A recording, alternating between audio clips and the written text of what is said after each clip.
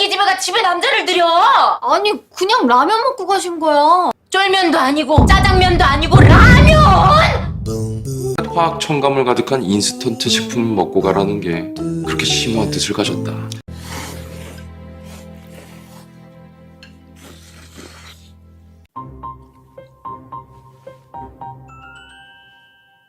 야, 이것도.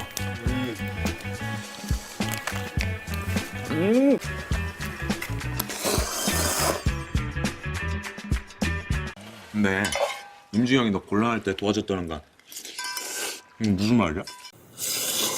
참 남의 말 잘 씹어먹어. 맛있냐?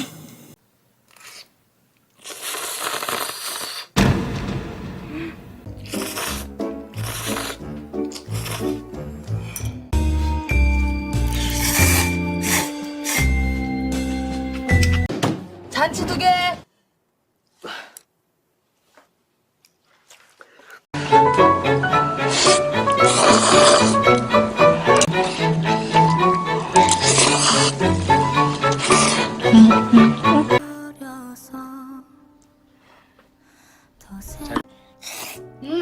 어때? 맛있지? 야, 그거 봐. 내가 라면 잘 끓인다 그랬지?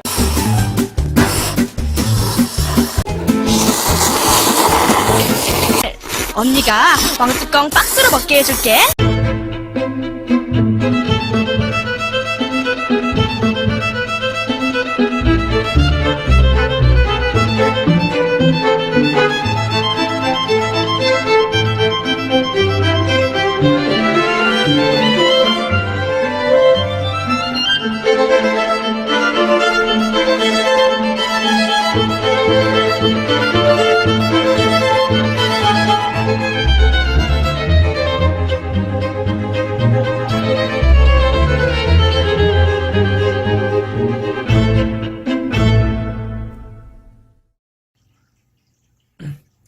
안녕하세요. 정치를 품격 있게 풀어드리는 정치클래스 TV의 신상만입니다.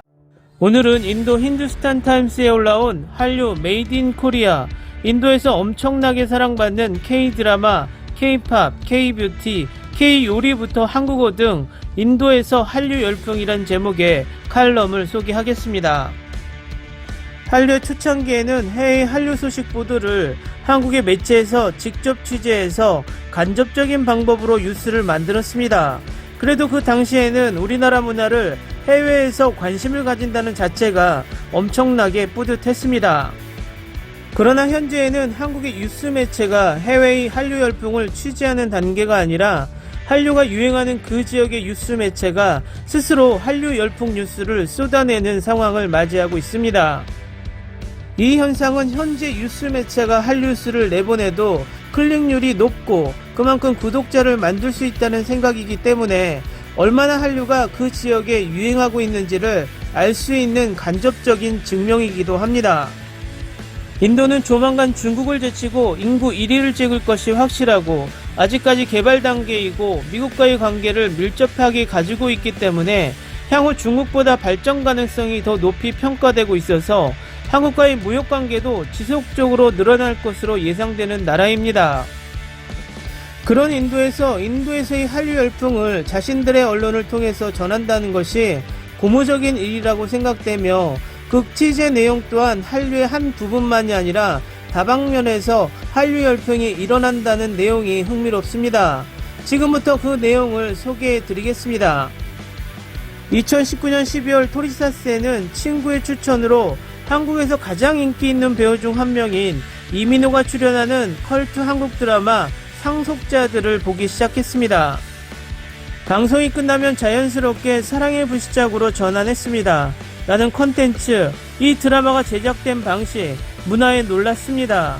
그것은 나를 사로잡았고 거의 하룻밤 사이에 배우 현빈의 팬이 되었습니다.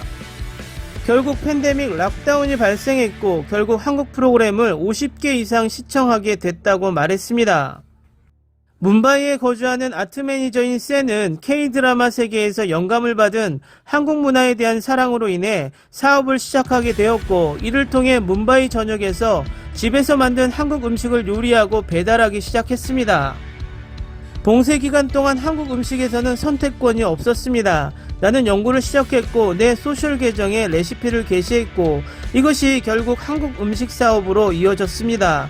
라면, 김밥, 불고기, 콘도그, 김치볶음밥부터 집에서 만든 병김치까지 이름만 들어도 다 갖췄다고 말했습니다. 쌩과 마찬가지로 OTT 플랫폼에서의 인상적인 존재에 힘입어 사람들이 K-드라마를 폭식하면서 새로운 한류 추종자를 대량으로 만들게 한 것은 코로나 팬데믹 폐쇄였습니다. 사랑의 불시착, 도깨비, BTS, 아이콘, 블랙핑크 등과 같은 K-팝 밴드와 상속자들과 같은 드라마의 인기는 한국 문화의 모든 측면을 흡수하고 소비하고 그들의 상품에 대한 수요를 창출하면서 엄청난 팬덤을 불러들였습니다. 예를 들어 인도에서 한국 제품을 판매하는 온라인 상점인 코리카트는 팬데믹 기간 동안 놀라운 매출 급증을 목격했습니다. 이 브랜드는 팬데믹으로 인해 매출이 급증했으며 2020년 3월 이후 매출이 300% 증가했습니다. 현재 월간 성장률이 40에서 50%를 넘고 있습니다. 팬데믹에는 단점이 있었지만 코리카트에는 재택근무 시나리오가 사람들에게 K-드라마, K-팝 및 K-제품을 시도할 수 있는 기회를 제공했고 코리카트에 유리하게 작용했기 때문에 호재가 되기도 했다라고 서영두 코리카트 대표이사는 말합니다. 브랜드는 초기 출시 당시 인도의 K-팝 및 K-드라마 팬을 대상으로 했습니다. K-팝과 K-드라마의 인기는 우리에게 시장과 한국 제품에 대한 많은 길을 열었다고 말할 수 있습니다. 한류의 영향으로 인도 전역에 주문을 받고 있습니다.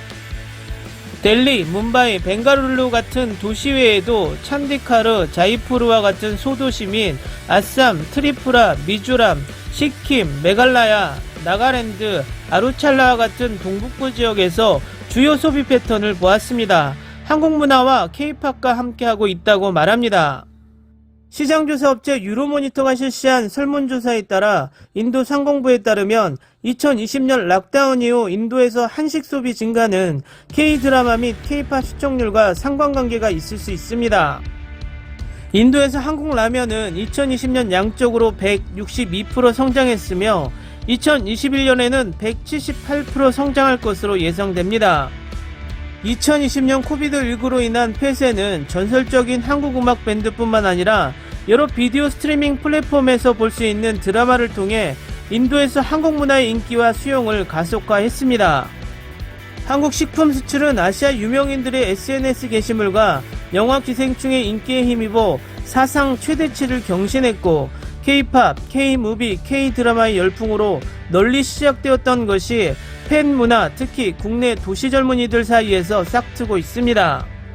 음악과 영화에 이어 K-푸드와 요리는 필수적인 변신을 하고 있으며 더 큰 인도 시장에 도달하고 있습니다.